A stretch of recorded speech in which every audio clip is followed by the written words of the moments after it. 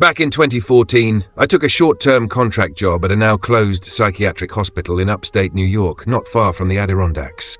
I was a temp maintenance tech, nothing fancy, mostly changing lights, unclogging toilets, replacing broken locks. I was 22, needed money, and figured a few weeks in a creepy old building couldn't be that bad. The hospital had been operating since the 1940s and still had original wings built during World War II. A lot of it had been modernized, but certain areas, especially the lower levels, hadn't been touched in decades. Patients weren't kept down there anymore. Or so I thought. They told me to never go down to the basement alone. That was rule number 1. They were weirdly strict about it. Even had signs posted, no unauthorized access below level 1. Curious, I asked around. Most staff just brushed it off. Asbestos, they said, or the floor's unstable. But one older nurse named Carla gave me this look, like she wanted to say more but knew she shouldn't. All she said was, just do your job. Don't poke around down there, trust me. But of course I poked around. It started with the power flickering on the east wing. The maintenance head, Rich, told me to check the breaker panel, which was, you guessed it, in the basement. He hesitated before handing me the keys and said, in and out, don't explore, and take a damn flashlight. The elevator didn't go to the basement anymore. I had to take the stairs. The door was rusted but opened with a loud groan, echoing through a damp concrete stairwell. As I went down, the air got colder, heavier, and silent. I swear, halfway down I heard whispering. Just barely audible, like it was traveling through the pipes. Male voices, then a woman's voice, sobbing quietly. But when I got to the basement level, it was dead quiet. The hall was long and dark, concrete walls stained with age and dampness. I found the breaker room and reset the power. That should have been it. But I saw another door at the end of the hallway. Old metal, dented. Painted red with a faded label. Ward 17B, containment. And there were scratch marks on the door. Not like someone clawed at it from the outside. From the inside. I should have left. But I didn't. That's when I heard footsteps, slow dragging, coming from the other side of the red door. Then the sound of fingernails tapping on metal. Tap, tap, tap. Then a low voice whispered my name.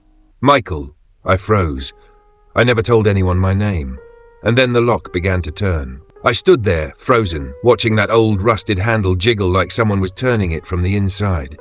It wasn't fast or frantic. It was slow, deliberate, like they weren't in a rush, like they already knew I wouldn't be leaving. Then it stopped. Dead silence again. I turned to leave, my heart pounding like a jackhammer in my chest. But the moment I took a step, the hallway lights flickered and went out. I was plunged into blackness. My flashlight, cheap as hell, started glitching too, buzzing with static, light flickering in and out. And then from behind me, just a few feet from that red door, came a whisper so clear I could feel the breath on my neck. You finally came back.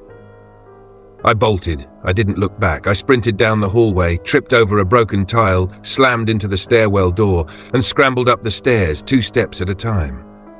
When I burst through the door into the first floor, Rich was standing there, pale and wide-eyed. You were down there too long, he said. I checked my watch. What I thought was maybe 10 minutes had been over an hour. I tried to explain what I heard, what I saw, but Rich grabbed my arm and pulled me into an empty room, shut the door and whispered, "We don't talk about 7B, ever." I asked, "Was that a patient down there?" He didn't answer, just stared at the floor and said, "There's a reason they shut that ward down. Some things don't die, even when you stop feeding them." That night I couldn't sleep. My apartment was dead silent, but at exactly 3:17 a.m. I heard it again. Tap, tap, tap on my bedroom window. I lived on the 3rd floor. I moved out the next week. A month later, the hospital was permanently shut down.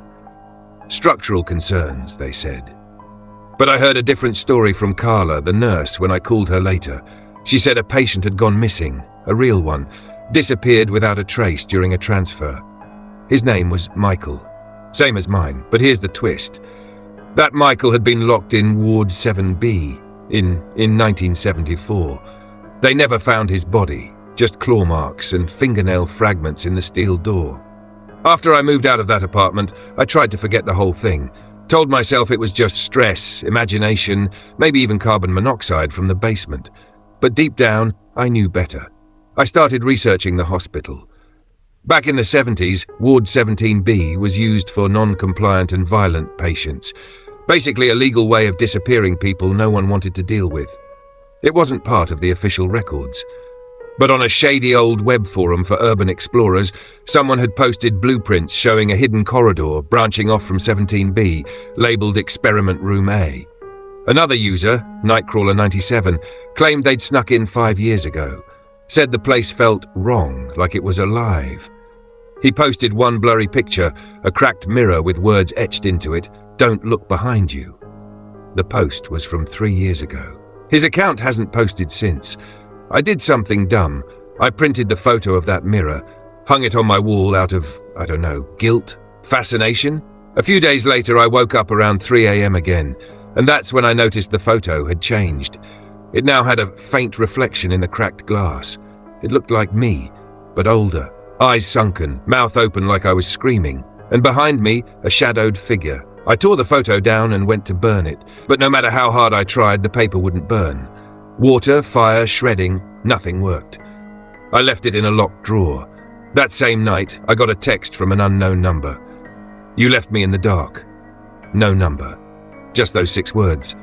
Then, the lights in my apartment went out, and in the dead silence, I heard the faint sound of dragging footsteps from my hallway, slow, heavy, getting closer. I grabbed my phone to call 911, but the screen flashed white, then showed just one word: downstairs. I opened my door. The hallway was empty, except for a set of wet footprints leading to the stairwell. I moved out of state the next morning, changed my number, burned everything from that job, uniform, ID badge, even the keys. Everything but the memory. But here's the worst part. Last week I got an envelope in the mail. No return address. Inside was a photo, an updated one, same cracked mirror, but this time it showed me as I am now, and the figure wasn't in the background anymore. It was standing right behind me.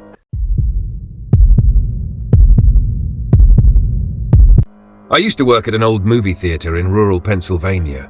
Not one of those shiny chains with recliners and popcorn robots. This place was ancient.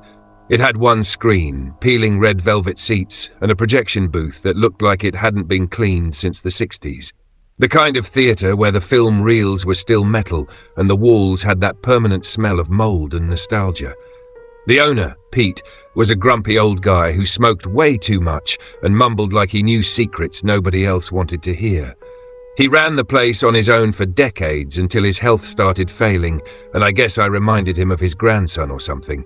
So he hired me, night shifts mostly. On my second week, I noticed something odd in the projection room.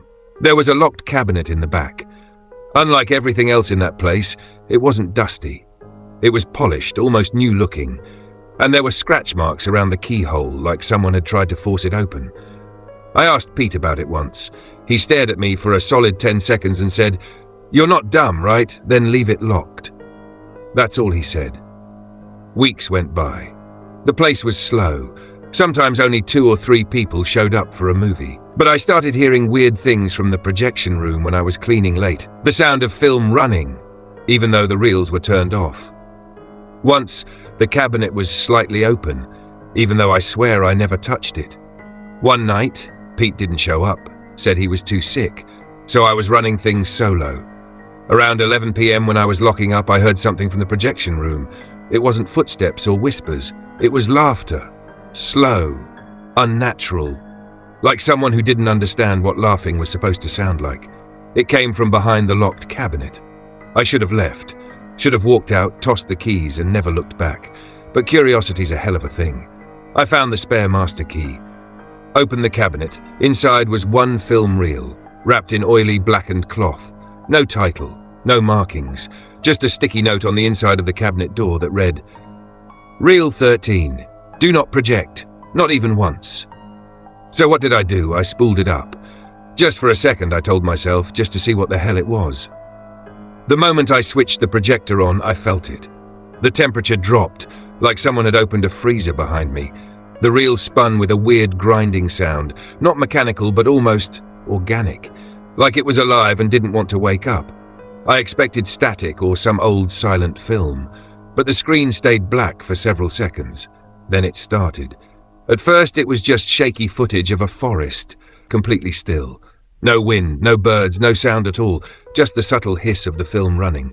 The trees didn't move. They were wrong somehow, shaped almost like twisted people frozen mid-scream. Then the camera panned slowly to the right. There was a figure, tall, skin like stretched parchment, no eyes, but its mouth took up half its face and it was open, wide, like it was swallowing light. Suddenly it cut to a shot of an empty theatre. My theatre. Same torn seats, same dusty curtains, but there was someone sitting in every chair, motionless, like mannequins, until one by one they started turning their heads toward the camera, toward me. That's when the film jammed. The screen flickered. The projector whined like something was caught in it. I ran over to stop the reel, before it caught fire or worse, but the switch didn't respond. The projector just kept going. The room felt heavy, the air was thick like smoke. And then I realized the audience in the film was still moving, even though the reel had stopped. They were getting up, walking toward the camera. I yanked the power cord straight out of the wall. The projector shut down. The film snapped off the reel and spilled onto the floor like a dead snake. My hands were shaking. That's when I saw it. Burned onto the last few frames of the melted film strip, like someone had etched it with a razor. You watched. Now you're part of it. I left the theatre without locking the doors. I didn't even grab my coat. Pete called the next morning. He didn't yell, didn't even sound surprised. All he said was, "You let it out." Then he hung up. After that night, nothing felt real. I quit the job, didn't give notice, didn't answer Pete's calls. The theatre shut down within 2 weeks. Electrical fire was the official story. But I knew better. I started seeing things. At first, just in my dreams. That forest, those people-shaped trees, the pale figure with no eyes and that gaping, endless mouth. It would just stand there, and somehow I knew. If it ever moved, even one step, something irreversible would happen. Then I started seeing it while I was awake. A reflection in a shop window, standing in the background of my phone camera, at the far end of the subway platform, always facing me, always closer than before. I tried to tell my friends, show them the film strip I'd taken home like an idiot, but when I pulled it out, it was blank, just dry, brittle plastic, no footage, no writing. But every night at 3:13 a.m., my phone buzzed with a notification. No number. Just, "Now you're in the theatre." The final straw? I was out driving past midnight, desperate for air, trying to escape the nightmares. I turned on the radio, nothing but static. Then it changed, slowly, into the sound of a film projector spinning. Then came a voice, my voice, whispering, "We're all just scenes in someone else's story." I looked in the rearview mirror, and there it was. The theatre, behind me. Lit up, playing to a full house of shadow people, and my seat was empty. I haven't slept since, and if you're reading this, here's the part that matters most. One of those shadow things? The ones in the film? I saw it last night. It looked exactly like you. Back in 2017, I rented a studio apartment in Cincinnati, Ohio. It was cheap, too cheap for how big it was, $500 a month, all utilities included. The building was one of those pre-war brick complexes, kind of charming if you didn't mind the occasional roach and weird creaking in the walls. The landlord, Mr. Harris, was a quiet old guy who had this creepy habit of standing too still. Like when he spoke, the only thing that moved was his mouth. One day, while handing me the keys, he gave me a very specific rule. Don't go into the basement, especially not after midnight. I laughed a little, thinking he was joking, but he just stared at me like a wax statue and repeated himself. Especially not after midnight. I figured maybe it was where they stored old junk or there were exposed wires or something. No big deal. I moved in, unpacked, and for the first few weeks everything was normal. Then I started hearing banging from below, always after midnight. Not loud, just steady, deliberate, like someone knocking slowly on a metal pipe. Bang, bang, bang. I asked the neighbors. They shrugged it off. Old building, one of them said. Plumbing acts up sometimes. Except it didn't sound like plumbing. It sounded like a pattern, like Morse code. I recorded the knocks one night and used a Morse translator online. It spelled out one word: down. I couldn't stop thinking about it. Curiosity eats at you like rot. So one night around 1 a.m., I grabbed a flashlight, ignored the landlord's warning, and went down. The regular basement was just a storage room. concrete floor, rusted boiler, some broken furniture covered in sheets. But as I was about to head back upstairs, I noticed something strange behind a stack of mouldy boxes in the far corner. A second door. Low to the ground, made of old wood painted red, no knob, just a sliding bolt like on an animal cage. There was something etched into it, like it had been carved with a knife. Not all who leave come back. And beneath that, smaller, only open if you hear your own voice. That night, I didn't open it, but the next night I heard it, my voice, coming from the red door, whispering my name. It wasn't a hallucination, I know how that sounds, but I swear, when I leaned in close to the red door, I heard my own voice whisper, "Come down here, please, I need you." The same tone I use when I'm scared, the same little crack I get in my throat when I'm trying not to cry. It was me, but not me. I backed away fast and bolted upstairs, heart pounding. I didn't sleep that night. I even tried to call the landlord the next day, but no answer. His voicemail box was full, and the office door had a closed for maintenance sign that looked like it had been there for weeks. That's when things got worse. The banging came back, louder, and it wasn't from below anymore. It was from inside the walls. Sometimes it would shift from one side of the room to the other, like something crawling behind the drywall, circling me. I moved my bed away from the wall, slept with a flashlight on. Every night I could feel it watching me. Then came the scratches. Deep grooves appeared on my apartment door one morning, almost like claw marks, except at the bottom, near the floor, like whatever made them was crawling. I packed a bag, I was ready to leave, until I got a letter, slipped under my door with no return address. It read, "You opened it. You just haven't realized yet." But I hadn't opened the red door, had I? That night I went back down. I had to know. The red door was already unlocked. The bolt was on the floor, snapped clean in half like it had been bitten through. From inside the blackness behind the door I heard it again. My voice, but laughing this time. And something else, breathing. Heavy, wet, like lungs that hadn't been used in years were waking up. I stepped inside, just once. The door slammed shut behind me, and suddenly I was standing in my own apartment. But everything was reversed. Like a mirror, like I had stepped into a version of my life where something was deeply wrong. There were photos of me on the walls, photos I never took. In every one I wasn't smiling, I was screaming. I stood frozen. This version of my apartment was off. The walls pulsed faintly like veins beneath the paint. The windows weren't windows, they were just painted black like theatre sets. And then I saw it. Me. Standing in the hallway, but not me. Its skin was too tight, its eyes didn't blink, its mouth twitched like it had never quite learned how to smile. It tilted its head, slowly, deliberately, and then it spoke. "You weren't supposed to see this side." The thing moved toward me in quick, snapping jerks, like it was glitching through space. I turned and ran back toward the red door, but it was gone.